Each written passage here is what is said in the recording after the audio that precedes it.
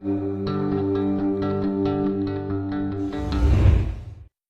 story of David and Goliath is one of the most iconic scenes in the Bible. Armed with nothing but a sling, the young shepherd boy takes down the fearsome Philistine giant. Although it's a beloved and popular tale, there's one big problem with it: Goliath's height. You see, no one can quite agree on the giant's size. Where the Bible sees Goliath at approximately 10 feet tall, there are other, arguably more plausible sources that have him a bit shorter, at the more realistic height of about 7 feet. In this video, let's explore the debates surrounding the height of the biblical giant Goliath, delving into everything from ancient forms of measurement, growth conditions like gigantism, and even a few biblical typos for good measure, as we ask the question, how tall was Goliath? For those unfamiliar with the story of David and Goliath, or need a refresher, here's a quick recap. The story takes place during the reign of King Saul, who ruled the kingdom of Israel in the 11th century BCE. Now, things are not looking good for the nation. They were losing a war against the Philistines, a group of people that lived to the south, in modern-day Gaza. The Israelite and Philistine armies were gathering in the valley of Elah, preparing for battle. Out of the Philistine camp emerges a huge figure, Goliath of Gath. Every morning and evening, he calls out to the Israelite camp, demanding a champion to face him in single combat.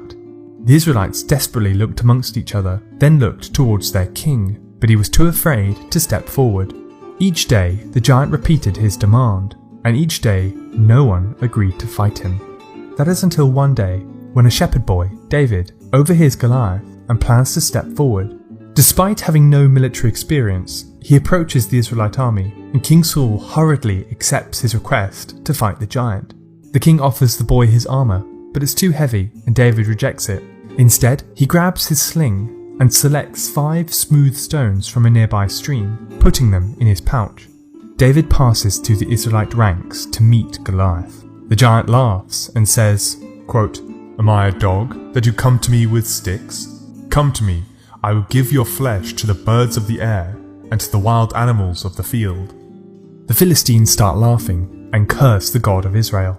Unfazed, David responds with this famous line, "This very day the Lord will deliver you into my hand, and I will strike you down and cut off your head, for the battle is the Lord's, and he will give you into our hand."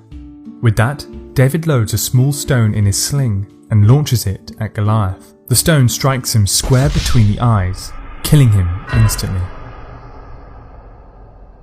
David approaches the body and removes the head, displaying it to the horrified Philistine army. Dismayed, the Philistines retreat and their camp is plundered by the Israelites. David returns to King Saul, proudly holding up the head of the conquered Philistine champion. The story marks the beginning of David's rise to power and highlights just how unfit King Saul is to rule. Soon, David will replace Saul as the rightful king of Israel. If you open a copy of the Bible, you'll find this story in the first book of Samuel, chapter 17. Scroll down to verse 4, and it will describe the giant Goliath as 6 cubits and a span. Cubits and spans are units of length pioneered by the Egyptians, who used them when building the pyramids. 1 cubit is the distance from your elbow to your middle finger. A span is about half that, measuring from the tip of the little finger to the tip of the thumb when the hand is fully stretched out. Confusing, I know, but for most of human history, the human body was used for all kinds of measurements. You still get remnants of this today, especially in the Old English imperial system, where things are still measured in feet. Legend has it that King Henry VIII's shoe size, 12 inches, was the basis for today's foot, and an inch was apparently defined by King David I of Scotland, who used the width of his thumb as the standardised measurement.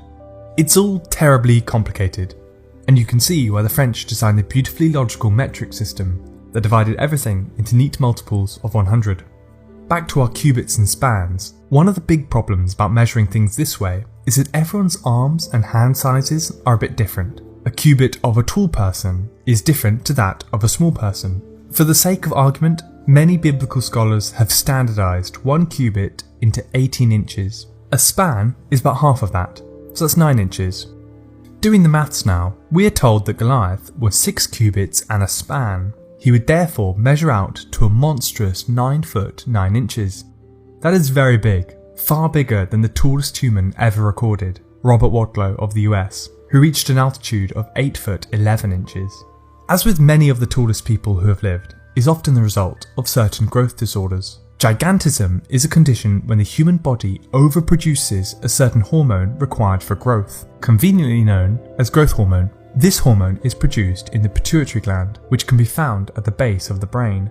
For a typical person, it will secrete throughout childhood, increase during puberty, and then cease into early adulthood. Gigantism, however, is often caused when this gland is obstructed by a brain tumour, causing rapid and extreme growth throughout one's life.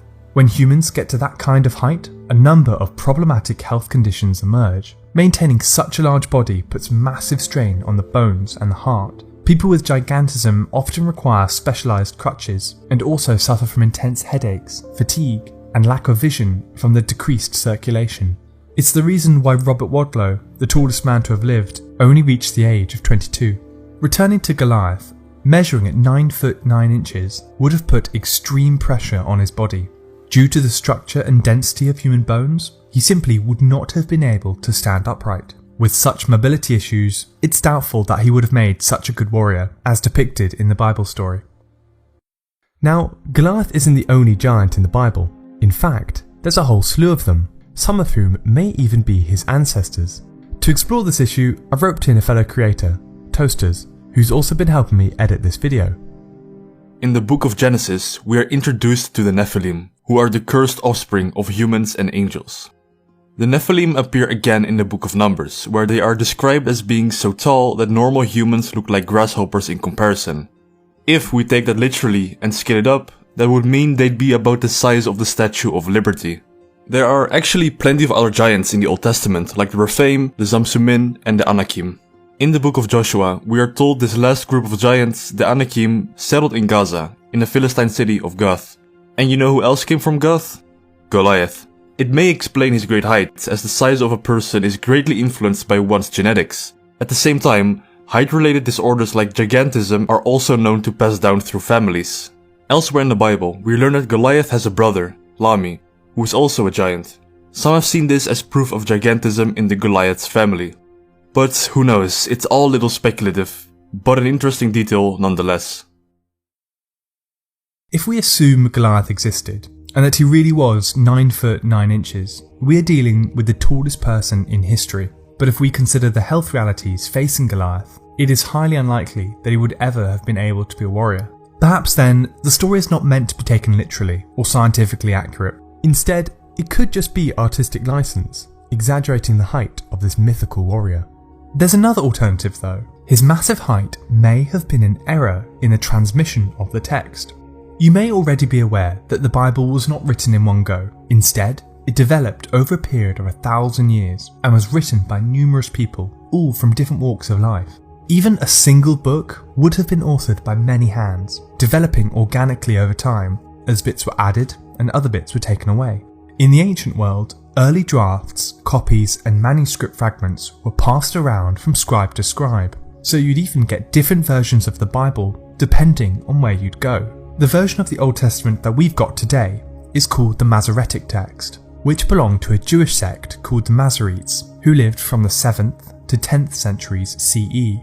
That's CE, not BCE, so pretty late in the great scheme of things, well into the medieval era. There are way older versions of the Bible out there, the most famous of which is a Greek translation of the Old Testament called the Septuagint. This version was written in Egypt, somewhere around the 3rd to the 2nd centuries BCE, which places it much more in our time frame. If you turn to the story of David and Goliath in this older Greek version, it offers a different height. Instead of 6 cubits and a span, he's now 4 cubits and a span. Doing the maths again, that puts him at the height of 6 foot 9 inches. 6 foot 9 is nothing to be laughed at. That's tall by anyone's standards, especially as the average height of an Israelite man living in this period was probably about 5 foot. People were smaller back then.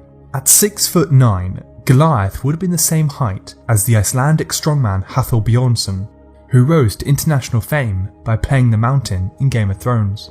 While 6 foot 9 is very tall, it's not gigantism tall. It's a height attainable without the various hormone imbalances that can lead to gigantism. The advantage being is that there are no associated health risks at this height, and so the giant Goliath may very well have been a great fighter, as the Bible suggests. Just ask the two-time world heavyweight champion Tyson Fury, who also stands at 6'9". This Greek version of the text seems promising. Measuring at 6'9" and not at 9'9", Goliath's height would have been not only more realistic, but would have meant that he'd been a better warrior, free from the various health complications that faced some of the tallest people to have ever lived. All this begs the question, why does our version of the Bible have such a big Goliath? How did he grow from the original height of 4 cubits and a span, all the way to 6 cubits and a span? There are a bunch of theories here. Some say it's embellishment, others say it's the original version, but there's one that stands out as being the most plausible. What is believed to have happened with Goliath is that a scribe may have accidentally changed his height. This likely could have happened when their eye drifted across the page whilst copying the text, and writing a part of it out wrong. This was an easy mistake to make. The Hebrew word for cubit looks like this. It appears in verse 4, where it talks about Goliath's height. Now, a few lines later, in verse 7, when it discusses the weight of Goliath's spear, it has the number 600, as in the spear weighed 600 shekels. The Hebrew word for cubit looks remarkably similar to the Hebrew number 100, just the letters are in a different order. The scribe could have been looking at the number 6 whilst writing out the amount of cubits, originally 4. It wouldn't take much to slip and, whoops, 4 cubits becomes 6 cubits. And Goliath grows 2 cubits. This new height is in the version of the Bible that we've inherited today, most likely through the Latin translation. Although all this sounds a bit silly, this is actually a very well documented phenomenon in biblical studies, and it happens more than you'd think. This wandering eye has a fancy academic name, parablepsis, a Greek word literally meaning looking by the side. I've even done a video on this kind of thing, examining the many, often amusing, scribal errors found in the Bible. To recap it all, many believe that Goliath was not the absurdly tall 9'9", but the more realistic height of 6'9". This shorter height is preserved in the oldest versions of the biblical texts. Somewhere down the line, Goliath's height may have been changed by accident. This could have occurred when the story was copied out by hand. Remember, this was way before the printing press, so everything had to be painstakingly written out. Imagine for a moment copying out the Bible yourself. You're bound to make some mistakes. Whatever his actual height may have really been, if he even existed, Goliath is synonymous with big things, particularly animals, from the largest tarantula, the Goliath bird eater, to the namesake of the world's largest species of frog. His confrontation and fall to the future King David is the stuff of legend, and is one of the most iconic scenes in biblical mythology. Like David, we've taken Goliath down to size, but in this case, quite literally. Hey, thanks for watching. I really hope you enjoyed this one. If you'd like to see more, why not subscribe? A like and a comment also go a really long way. And also, many thanks to Toasters for helping me out with this video, and doing that little segment earlier on. I recommend you check out his channel. He covers a number of topics you might like. Anyway, I look forward to seeing you next time. Goodbye.